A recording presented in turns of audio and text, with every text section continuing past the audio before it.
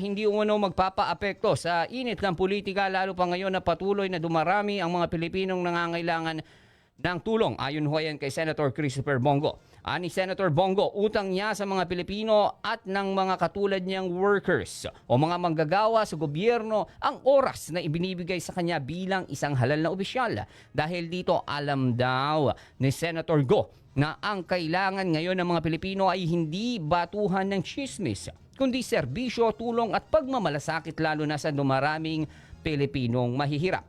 Dagdag pa ni Senator Go, lumalabas sa isang survey na kawalan ng trabaho at kalusugan ang top concern ng mga Pilipino sa ngayon.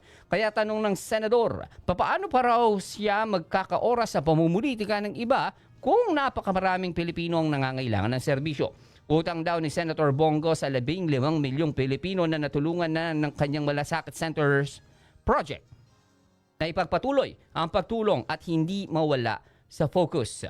Pakinggan natin ang tinig ni Senator Bongo.